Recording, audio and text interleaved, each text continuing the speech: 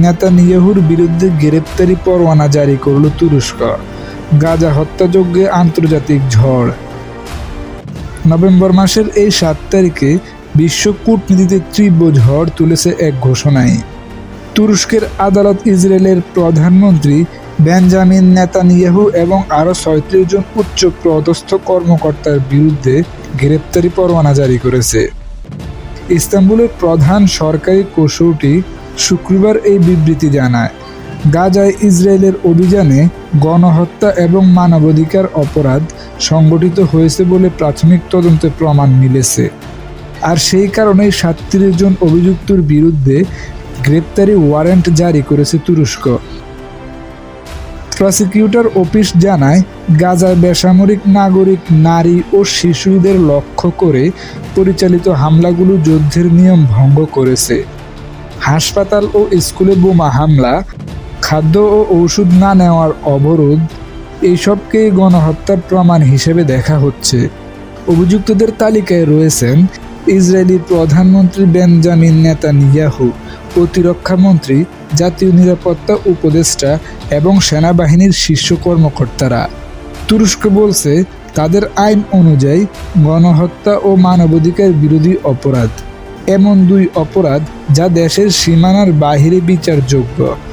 অর্থাৎ অপরাধ তুরস্কে না ঘটলেও তারা তদন্ত ও বিচার চাইতে পারে।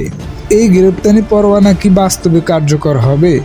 আইন বিশ্লেষকরা বলতেছেন, নেতানিয়াহু তুরস্কে না গেলে তাকে আটক করা সম্ভব নয়। তবে ইন্টারপোলের মাধ্যমে তুরস্ক চাইলে আন্তর্জাতিক গ্রেপ্তারি অনুরোধ পাঠাতে পারে। যদিও সেটি কার্যকর হবে কিনা তা নির্ভর করবে অন্য দেশের রাজনৈতিক অবস্থার উপর।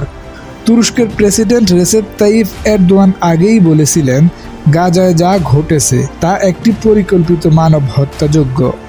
এই গ্রেপ্তারি পরোয়ানাকে অনেকে তার রাজনৈতিক অবস্থানের বাস্তব প্রতিফলকও বলতেছে।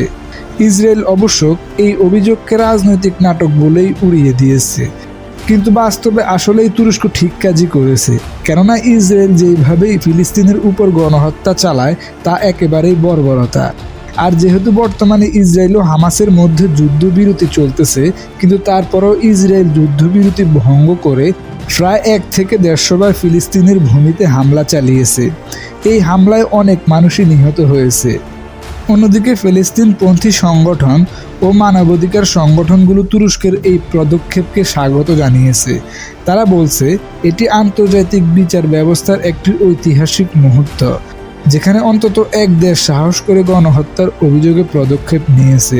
নেতানিয়াহু ও তার মন্ত্রিসভা এখনও ক্ষমতায় আছেন, কিন্তু তুরস্কের এই গ্রেপ্তারি পরোয়ানা পুরো পৃথিবী জুড়ে এক নতুন আইনি ও নৈতিক প্রশ্ন তুলে দিল।